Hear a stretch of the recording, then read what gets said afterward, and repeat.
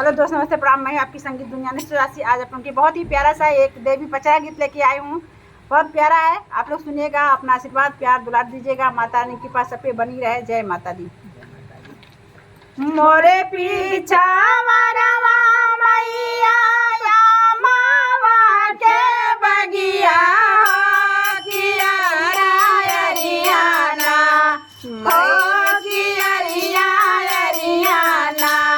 मैया नी बिया के पेड़वा किया अरियाना मैया नी बिया के पेड़वा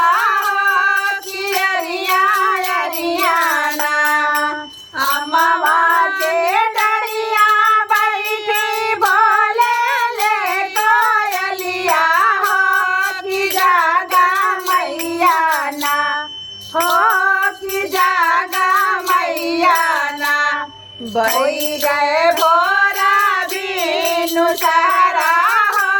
कि जागा मैया ना होई गए भोरा बीनु सारा हो कि जागा मैया ना कोयल की बोली सुनी उठे भवानी हो गगरिया ले ना ओ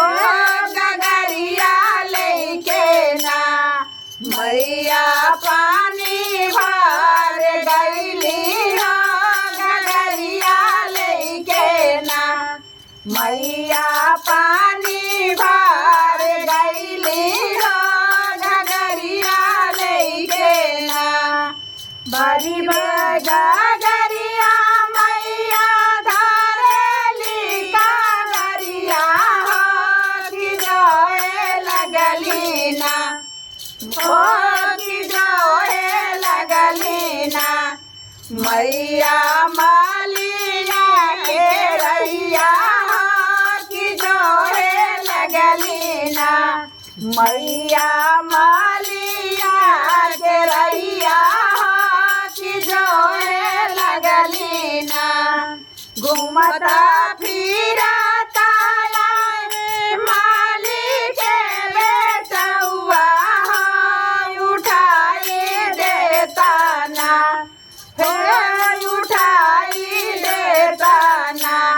बेटा हमारी गगरिया हो उठाई देता ना बेटा हमारी गगरिया हो उठाई देता ना जब हम उठाई मैया तुम्हारी गगरिया हो किताऊ दे भूना हो किताऊ दे भूना हमारा गगरी का उठमनी मैया काऊ दे भूना हमारा गगरी का उठमनी मैया काऊ दे भूना तुम देता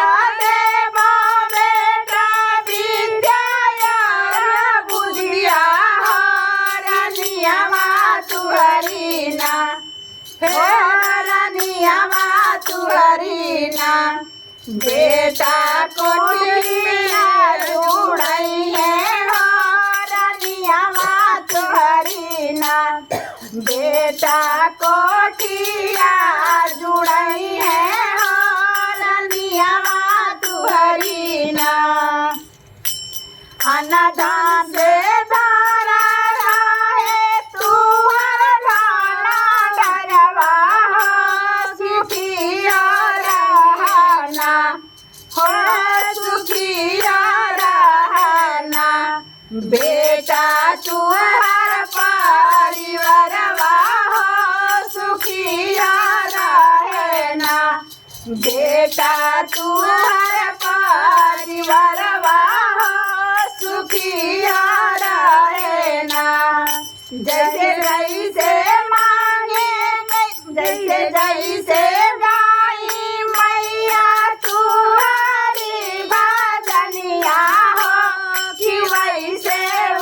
say